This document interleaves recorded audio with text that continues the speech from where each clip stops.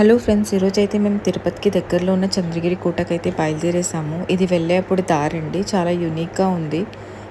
ఇలానే కొంచెం ముందుకెళ్తే మనకి కోట కనిపిస్తుంది.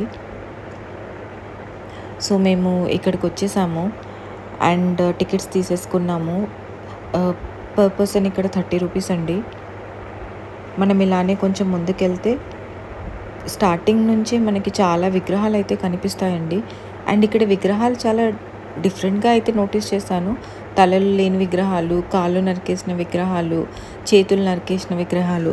సో ఇవన్నీ అయితే ముస్లిమ్స్ ఆక్రమణ సమయంలో ఈ నాశనం అయితే జరిగింది. సో చాలా వరకు విగ్రహాలని వాళ్ళు స్పాయిల్ చేశారు. ఇక్కడైతే రాజామహల్, రాణిమహల్ అనే 2 ఉంటాయండి. ఇప్పుడైతే మనం ప్రెజెంట్ రాజామహల్‌లో ఉన్నాము. అండ్ ఇక్కడ ప్రతి ప్లేస్‌లో చాలా డిఫరెంట్ కైండ్ ఆఫ్ విగ్రహాలు అయితే కనిపిస్తున్నాయి.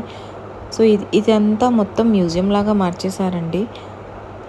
ఇక్కడంతా మనకి మోస్ట్లీ వాళ్ళు యూజ్ చేసిన వస్తువులు, యూజ్ చేసిన ప్లేట్స్, యూజ్ చేసిన పూజా వస్తువులు అవన్నీ కనిపిస్తాయి. అండ్ దాంతోపాటు చాలా వాళ్ళు యూజ్ చేసిన చైన్స్, బంధించడానికి యూజ్ చేసిన చైన్స్, వాళ్ళు వాడిన ఆ కాలంలో వాడిన రాజుల కత్తులు అండ్ విగ్రహాలు చాలా వరకు నాశనం అయిపోయాయి. అండ్ కొన్ని బాగున్నాయి. అవన్నీ వాళ్ళు స్టోర్ చేసుకొని పెట్టుకున్నారు ఇక్కడ.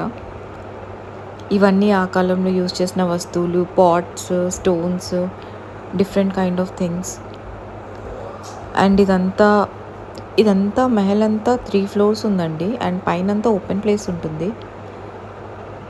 సో ఇక్కడ వాల్స్ అవన్నీ చాలా డిఫరెంట్‌గా ఉంటాయి. చూసారా, ఈ విగ్రహానికి తల నరికేశారు. అండ్ ఇవన్నీ అప్పట్లో వాళ్ళు యూజ్ చేసిన బాల్స్. అండ్ సెకండ్ ఫ్లోర్‌లో మనకి రాజా దర్బార్ అయితే ఉంటుందండి. ఇక్కడైతే మనం శ్రీకృష్ణ దేవరాయలు అండ్ వాళ్ళ 2 భార్యల నిజమైన రూపాన్ని అయితే చూడొచ్చు. సో ఆ కాలంలో ఇలానే ఉండేవాళ్ళంట.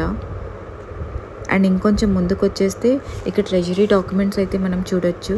సో అన్నీ నీట్‌గా లామినేట్ చేపించి పెట్టారు. సో ఇవన్నీ డాక్యుమెంట్స్ అండి. అండ్ ఇదంతా స్టోన్ పైన ఏదో రాసి పెట్టారు.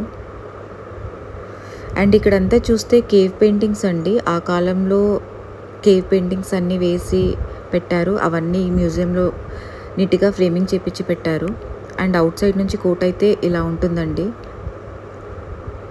అండ్ ఇంకొంచెం మనం ముందుకు వచ్చేస్తే ఇక్కడైతే బ్యూటిఫుల్ పాండ్ అయితే ఉంటుందండి. ఈ వ్యూ అయితే నాకు చాలా నచ్చింది.